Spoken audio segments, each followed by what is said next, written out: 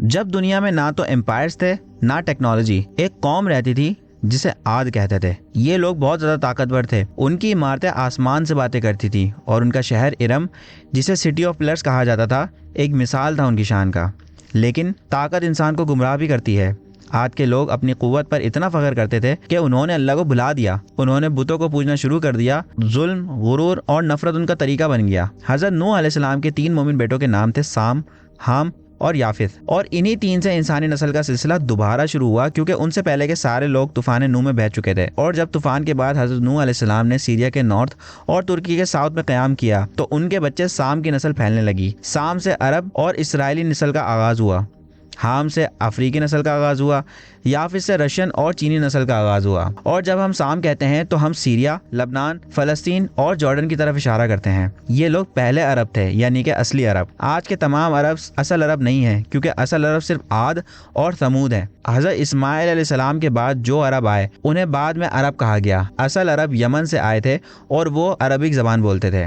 اس کا ذکر حضرت ابو ہریرہ رضی اللہ تعالیٰ عنہ نے بھی فرمایا ہے کہ حضور صلی اللہ علیہ وسلم نے فرمایا کہ انبیاء اور رسولوں میں سے 4 ایسے ہیں جو عرب ہیں، جس میں حضرت ہود علیہ السلام، صالح، شعیب اور میں یعنی کہ تمہارا نبی عرب ہیں۔ یعنی کم و بیش 1,24,000 انبیاء اور رسولوں میں صرف 4 عرب تھے۔ حضرت نوح علیہ السلام کے وقت سے لے کر عاد کے دور تک سب لوگ صرف اللہ تعالیٰ کی عبادت کرتے تھے۔ اس وقت تک بت پرستی کا کوئی تصور نہیں تھا، مگر جب عاد قبیلہ آیا، جس کے بارے میں اللہ تعالیٰ سورہ فجر میں فرماتا ہے، جو بہت لمبے تھے جیسے بلند و بالا ستون، ان جیسے لوگ زمین میں کبھی پیدا نہیں ہوئے۔ وہ لوگ بہت ہی بڑے اور لمبے قد کے تھے، اسی لیے انہیں اپنے قد کے مطابق بڑے اور اونچے گھر چاہیے تھے۔ اللہ تعالیٰ نے ان لوگوں کو بہت مال، جسمانی قوت اور طاقت عطا کی تھی، انہیں باغات اور کھیتوں کی نعمت دی گئی تھی اور بہت کچھ دیا گیا تھا۔ اگر ان کے گھروں کی بات کریں تو اللہ تعالیٰ فرماتا ہے، بھلا تم ہر اونچی جگہ پر نشان تعمیر کرتے ہو اور محل بناتے ہو، شاید تم ہمیشہ رہو گے۔ وہ لوگ پہاڑوں کے اوپر بڑے بڑے محل بناتے تھے، ایسے محل جس میں وہ رہتے ہی نہیں تھے، بس مشہور ہوتا تھا کہ یہ گھر فلاں شخص کا ہے اور یہ محل دوسرے شخص کا ہے۔ اور وہ خود وادیوں میں چھوٹی چھوٹی رہائشی مکان بناتے تھے جن میں وہ رہتے تھے، اور وہ چھوٹے مکان اس طرح سے بناتے تھے کہ جس میں وہ ہمیشہ رہنے والے ہوں۔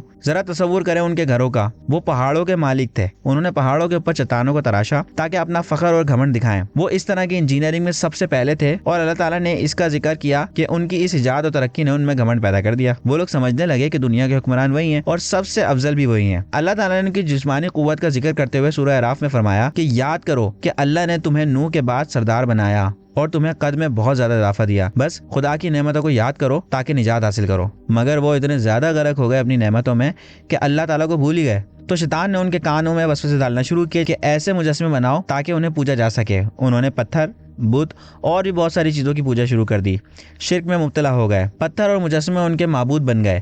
یوں بت پرستی عاد کے قبیلے میں دوبارہ شروع ہوئی، اور پھر اللہ تعالیٰ نے ان کے پاس ایک پیغمبر بھیجا، جس کا ذکر اللہ تعالیٰ نے سورہ اعراف میں فرمایا ہے کہ ہم نے عاد کی طرف ان کے بھائی ہود کو بھیجا۔ یہاں بھائی کا مطلب ہے کہ حضرت ہود علیہ السلام انہی میں سے تھے، انہی کے قبیلے سے، اور یہ سنت رہی ہے کہ ہر قوم میں جو نبی بھیجا گیا وہ اسی قوم میں سے ہوتا تھا، تاکہ لوگ یہ نہ کہہ سکیں کہ یہ اجنبی ہے، غیر ہے یا مسافر ہے۔ حضرت ہود علیہ السلام نے کہا کہ بھائیوں، صرف اللہ تعالیٰ کی عبادت کرو، اس کے سوا تمہارا کوئی معبود نہیں، کیا تم اس سے نہیں ڈرتے؟ جب ہود علیہ السلام نے پیغام پہنچانا شروع کیا تو وہ لوگ نبی اور اللہ تعالیٰ کا مذاق اڑانے لگے۔ ان کی قوم کے کافر سرداروں نے کہا، یقیناً ہم تمہیں احمق نظر آتے ہیں اور ہم تمہیں جھوٹوں میں سے سمجھ رہے ہیں۔ وہ لوگ امیر تھے، کہتے تھے ہمیں جو کرنا ہے جیسے کرنا ہے کریں گے، جہاں مرضی گھر بنائیں، ہم اپنی مرضی کے مالک ہیں۔ وہ لوگ حضرت ہود علیہ السلام سے بہت بحث کرتے تھے اور ہر بار اپنے دوستوں اور قوم کے لوگوں کے پاس جا کر کہتے، دیکھو ہم نے اسے یہ کہا، ہم نے اسے وہ کہا، اور وہ کچھ جواب ہی نہیں دے سکا۔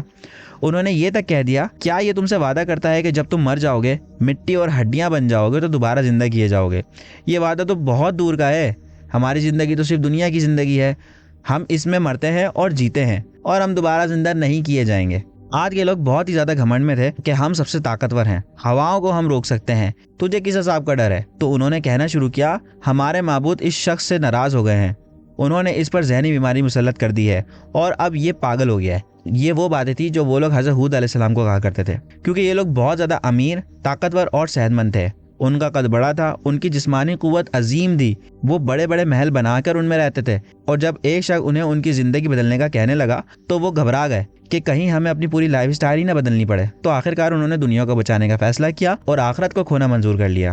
اب انہوں نے کہنا شروع کیا یہ شخص پاگل ہے، اس پر کسی بری روح کا اثر ہے، اور وہ لوگ یہ سب اس لیے کہہ رہے تھے تاکہ دوسرے لوگ اس کی بات نہ سنیں، کیونکہ اگر 1 2 10 50 لوگ اس کی باتیں سننے لگیں گے تو اس شخص کا اثر بڑھنے لگے گا اور وہ ان پر غالب آ سکتا ہے۔ اللہ تعالیٰ قرآن میں فرماتا ہے کہ جب تم مرتے ہو تو ظالموں کی طرح مرتے ہو، تو اللہ تعالیٰ سے ڈرو اور میری اطاعت کرو۔ اب جو لوگ حود علیہ السلام کے پیغام کی طرف جاتے تھے، آج کے لوگ ان کمزور لوگوں کو مار ڈالتے تھے، جنہیں وہ خطرہ سمجھتے تھے انہیں ختم کر دیتے تھے۔ کوئی ان سے کچھ نہیں کہہ سکتا تھا کیونکہ وہ عظیم قد و قامت والے تھے، طاقتور اور اکثریت میں تھے۔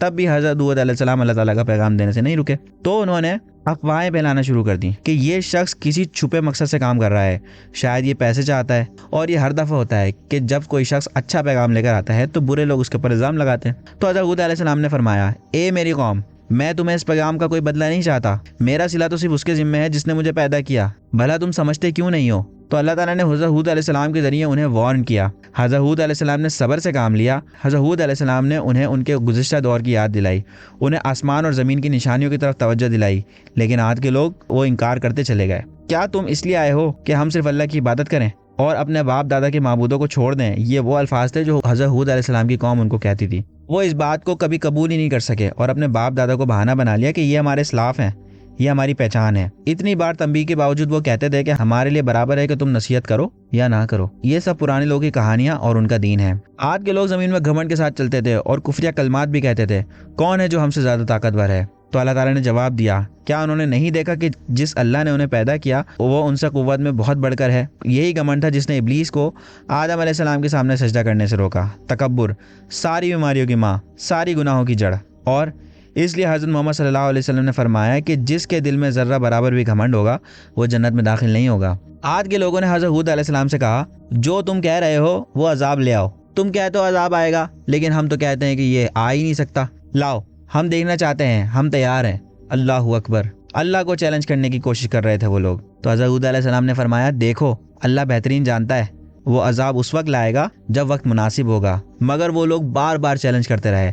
حضرت حود علیہ السلام نے فرمایا، میں اللہ کو گواہ بناتا ہوں اور تم بھی گواہ رہو کہ میں ان سب چیزوں سے بری ہوں جنہیں تم اللہ کے ساتھ شریک کرتے ہو، تو سب مل کر میرے خلاف ہو جاؤ، جو بھی سازش کرنا چاہو کرو، مجھے ایک ذرا بھی مہلت نہ دو۔ یہ ایک کھلا چیلنج تھا جو حضرت حود علیہ السلام نے اپنی قوم کو دیا، تو وہ لوگ تھوڑا گھبرا گئے، یعنی اندر سے وہ جانتے تھے کہ یہ شخص سچ کہہ رہا ہے۔ پھر حضرت حود علیہ السلام نے اپنا ہاتھ اٹھایا اور دعا کی، اے میرے رب میری مدد فرما، کیونکہ ان لوگوں نے مجھے جھوٹا سمجھا ہے۔ اور اللہ تعالیٰ نے فوراً دعا کا جواب دیا، تھوڑی ہی دیر میں یہ لوگ ضرور پشیمان ہوں گے۔ اس وحی کے بعد اللہ تعالیٰ نے انہیں قحط میں مبتلا کر دیا، ان کے باغات سوکھ گئے، سالوں تک بارش نہیں ہوئی۔ پھر وہ اپنے معبودوں کے پاس جاتے اور پتھروں سے بارش کی دعا مانگتے ہیں۔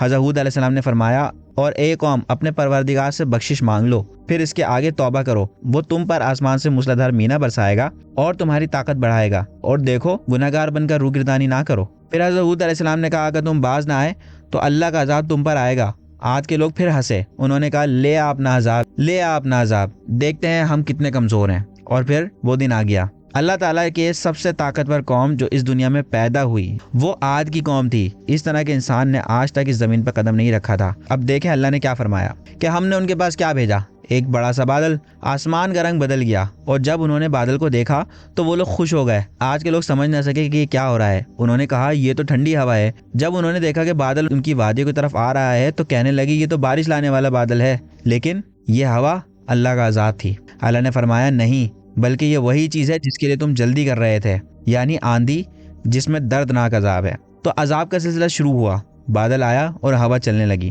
اللہ تعالیٰ فرماتا ہے، ہم نے ان پر بد نصیبی والے دنوں میں زور کی ہوا چلائی۔ جب ہوا چلنے لگی تو آج کے لوگ کہنے لگے یہ تو بد نصیبی کا دن ہے۔ تو اللہ تعالیٰ نے فرمایا، ٹھیک ہے تم اسے بد نصیبی کا دن کہہ لو، جو چاہے کہہ لو۔ ٹھنڈی سردی سے بھرپور برف جیسی چیختی ہوئی ہوا، ایسی چیختی آواز کے ساتھ وہ ہوا چل رہی تھی کہ انسان کا دل کانپ جائے۔ اور جب یہ ہوا آئی تو اس ہوا نے زور پکڑنا شروع کر دیا، اور اتنا زور پکڑ دیا کہ جس چیز کے پاس سے گزرتی اسے مٹی بنا دیتی، تباہی مچا دیتی۔ آج کے لوگ نے یہ سب دیکھا تو وہ اپنے محلوں میں بھاگ گئے، اپنے گھروں میں چھپ گئے، پہاڑوں میں گھس گئے۔ ان کا یہ خیال تھا کہ یہ جگہ انہیں بچا لے گی، مگر یہ ہوا اس قدر خطرناک تھی کہ انہیں اٹھا کر آسمان کی طرف لے جاتی اور پھر ان کا سر زمین پہ پٹک دیتی۔ اللہ اکبر! سوچیں کہ اس قوم کے بارے میں جس کے بارے میں اللہ خود کہتا ہے کہ اتنی طاقت اور بڑے قد والی قوم میں نے آج تک پیدا نہیں کی، اور اسی قوم کو ہوا اٹھا اٹھا کے پھینک رہی ہے۔ اللہ تعالیٰ فرماتا ہے رہے عاد کے لوگ تو ان کا نہایت تیز آندھی کے ساتھ ستیہ ناش کر دیا گیا، جو اللہ نے ان کو 7 رات اور 8 دن لگاتار ان پر چلائے رکھا۔ 7 رات اور 8 دن تک وہ ہوا چلی، ایسی ہوا جو انسان کو جسم سے الگ کر دے۔ آج کے لوگ جو کبھی سب سے طاقتور تھے مٹی میں مل گئے، ان کی عمارتیں، ان کا گھمنڈ، سب کچھ ختم ہو گیا۔ اور اللہ فرماتا ہے جب ہمارا حکم عذاب آیا تو ہم نے ہود کو اور ان لوگوں کو جو ان کے ساتھ ایمان لائے تھے اپنی مہربانی سے نجات دی، اور جب سب کچھ ختم ہو گیا صرف حضرت ہود علیہ السلام اور ان کے چند مومنین باقی رہ گئے۔ انہوں نے اللہ تعالیٰ پر بھروسہ رکھا، حالانکہ وہ عذاب کے درمیان بیٹھے تھے، مگر اللہ تعالیٰ نے اس ہوا کو اجازت نہیں دی کہ وہ حضرت ہود علیہ السلام اور ان کے ساتھی مومنین کے قریب بھی جائے۔ حضرت ہود علیہ السلام ایک چھپڑ میں کچھ جانوروں کے ساتھ تھے اور وہ جانور بھی اللہ کے حکم سے محفوظ رہے۔ حضرت ہود علیہ السلام نے اپنا پیغام پورا کیا، انہوں نے سچ بولا چاہے لوگ ہنسے یا روئے، ان کا کام تھا حق کو پہنچانا۔ آج کے لوگوں کا انجام سبق ہے ہر اس قوم کے لیے جو گھمنڈ میں اللہ کو بھول جائے۔ اللہ تعالیٰ نے حضرت محمد صلی اللہ علیہ وسلم سے قوم عاد کے بارے میں سوال کیا تو کیا تم ان میں سے کسی کا نشان دیکھتے ہو؟ وہ لوگ دنیا میں سب سے طاقتور تھے، لیکن کیا آج ان کا کوئی نشان ہے؟ فرعون کا نشان ہے، اس کی لاش تک ملی ہے۔ سمود کے لوگوں کا نشان ہے، ان کا شہری نقشہ آج بھی موجود ہے۔ حضرت نوح علیہ السلام کے لوگوں کے بارے میں بھی کچھ نشانیاں ملتی ہیں، مگر آج کے لوگ کچھ بھی نہیں۔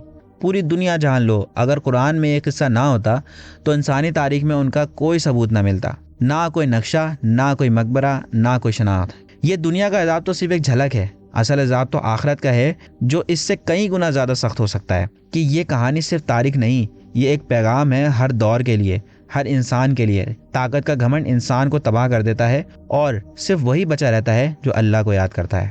اور پھر دوبارہ اللہ تعالیٰ کی وحدانیت، توحید زمین پر چھا گئی، موحدین لوگ پھر سے موحدین بن گئے، صرف اللہ تعالیٰ کی عبادت کرنے لگے۔ تو یہ تھی چھوٹی سی کہانی حضرت ہود علیہ السلام کی۔ امید ہے آپ کو آج کا واقعہ پسند آیا ہوگا۔ اگر پسند آیا ہے تو ہمارے چینل کو سبسکرائب کریں، اس ویڈیو کو زیادہ سے زیادہ شیئر کریں۔ ملتے ہیں اپنی اگلی ویڈیو میں، اپنا ڈھیر سارا خیال رکھیے گا۔ اللہ حافظ۔